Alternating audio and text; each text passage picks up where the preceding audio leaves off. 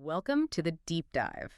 So, if you've been scrolling social media lately, maybe TikTok, maybe Instagram, especially now we're heading into spooky season, have you noticed things looking a bit, moody, glossy, maybe, and kind of terrifying? Yeah, you're definitely not alone there. There's this one specific thing absolutely blowing up feeds.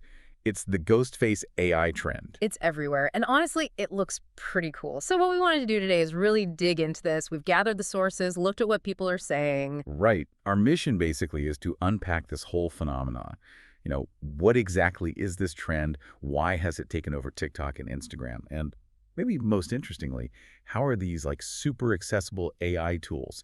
Google Gemini is a big one here, fueling this huge wave of 90s horror nostalgia. I find the specifics fascinating. It's like you take a totally normal selfie, right? Nice and clear, and then bam, the AI transforms it. Yeah, into this glossy, grainy, almost 90s teen magazine kind of portrait. Think high school yearbook photo maybe, but make it horror. Exactly. But the kicker is you've got Ghostface, Yeah. from Scream, just lurking in the background, photobombing your moody shot. It's kind of brilliant. It really is. It hits that perfect blend, doesn't it? That Y2K nostalgia everyone's obsessed with, mixed with this very modern AI magic. Yeah, and I think the key thing, the real insight from the sources, is how easy it is. This kind of specific stylized content used to be hard to make. You needed skills, software. Absolutely. Yeah. Photoshop, lighting setups, forget it. Now the barrier to entry is just gone. It makes creating this stuff ridiculously simple. Which, okay, that leads us straight to the big question. Why this? Why now? What made this specific mix just explode onto everyone's feeds? Well, looking at the sources, there seem to be like four main drivers all hitting at once. It's a perfect storm, really. Okay, lay them out for us. First off, just the sheer volume, the social media takeover aspect. You literally can't scroll TikTok or Instagram without seeing tons of these images. They're creative, they're eye-catching. They definitely make you stop scrolling, which I guess ties into the second point, the nostalgia. Exactly. The nostalgia wave. We're just swimming in 90s and early 2000s, Y2K style right now, fashion, music, everything. So taking that aesthetic, the shiny fabrics, the corded phones. Oh, yeah, the corded phone is key. Totally. And mixing that aesthetic with classic horror, it just works. It feels familiar, but also unsettling. Right, that contrast. And it's not just any horror icon, is it? That's the third thing. Precisely. Franchise fuel? It's Ghostface. The Scream movies. They keep coming back. There was the reboot recently, which did really well, and now everyone's already talking about Scream 7. So the character is fresh in people's minds, the lore is active. Yeah, Ghostface is relevant right now, Us. which makes the timing perfect. And then the final piece, the real engine, The technology. accessible technology. Oh. Tools like Google Gemini are just Yeah. incredibly good now. And not just at making images, but at understanding style. You can tell, make this look like a grainy 90s photo, and Yeah. it just gets it. It understands that visual language, that shorthand. It does. And that ease of use, getting a cool result instantly that you can share, that creates the viral loop. People see it, they try it, they share it, more people see it. You know how it goes. Okay, so for anyone listening who's thinking, right, I need my own creepy 90s ghost face portrait immediately. How do they actually do it? We need the mechanics, the how-to. It's all about the prompt, isn't it? It absolutely hinges on the prompt. The process itself sounds simple. Upload a good photo of yourself, clear, well-lit, you know the drill. Better source photo, better result. Makes sense. But then you need to give the AI very specific instructions. You're basically writing a little scene description for it. Defining everything, the pose, the clothes, the mood, even where Ghostface is standing. Everything. The goal is that specific look. Grainy, dimly lit 90s horror portrait. And the source is actually pinpointed the kind of viral prompt that's been circulating. Getting this right is the key. Okay, give us the magic words. What's the core prompt people are using? All right, get ready. It's quite detailed. It often starts something like, create a photo of me in a dreamy Y2K style portrait. Dreamy Y2K style, got it. Lying on shiny pink satin bedding, holding a large 90s style corded phone. Huh. Shiny pink satin and a corded phone. It's so specific, it's almost funny. It sounds it, but those details are crucial. They anchor the image in that exact nostalgic vibe. Then you layer in more. Thoughtful pose, long black hair with pink clips, delicate gold jewelry, simple glamorous makeup. Okay, setting the scene, the subject's look. Grainy 90s style lighting, dimly lit room at night. See? You're telling it the feel, the texture, the time of day. And then the guest star. Right. You have to direct Ghostface too. Something like, Ghostface from Scream stands behind me in a dim hallway, body dimly lit, ominous background. So you're creating that contrast, the sort of soft focus foreground, and then this sharp, menacing figure in the back. Exactly. That layering is what makes it pop. If you just try add Ghostface to my photo, you'll probably get something muddy or generic. The detail is everything. Okay, that makes a lot of sense. So beyond that basic template, what are the tips for getting creative? How do you make it your own? Well, definitely experiment. Don't feel locked into pink satin, you know.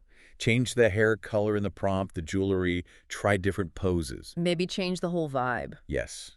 If Y2K isn't your thing, tell the AI grunge aesthetic or dark academia style.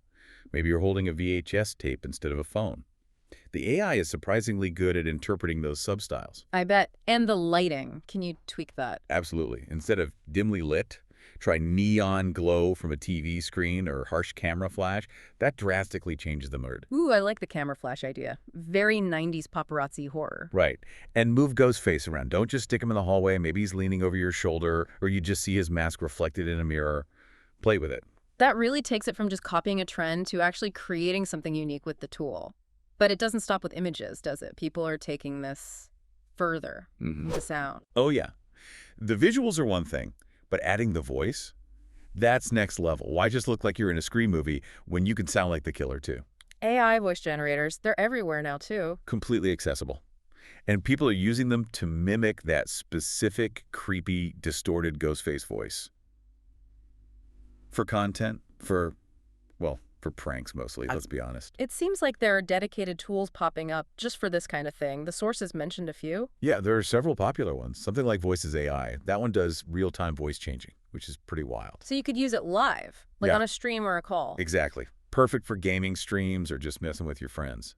Then you have Voice.ai, which is more about high-quality cloning think celebrity voices, but it works for characters too. More polished results, maybe? Probably. And Voxbox was mentioned for text-to-speech. Yeah. So you type what you want Ghostface to say, and it reads it out in that voice. Okay, that's useful. And Murph.ai is still around for that really pro-level, customizable voiceover stuff too, right? Right, if you need fine control over the tone and delivery.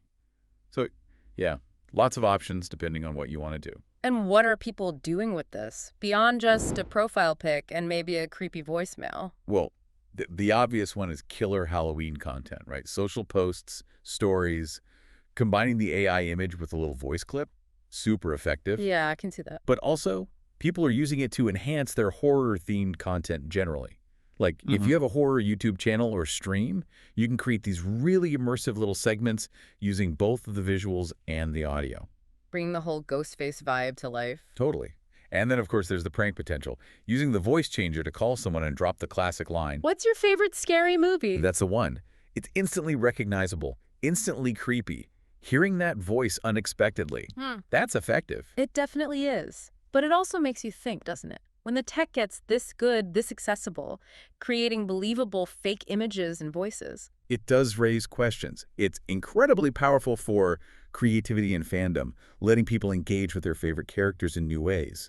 But yeah, the line between fun fan creation and something potentially more deceptive gets blurry. It's immediate. It's powerful tech. Which kind of brings us to the bigger picture impact, doesn't it? This isn't just a fleeting TikTok trend. It feels like it says something about where tech and culture are intersecting right now. I think it absolutely does. What's really striking is how perfectly this trend blends things that feel almost contradictory.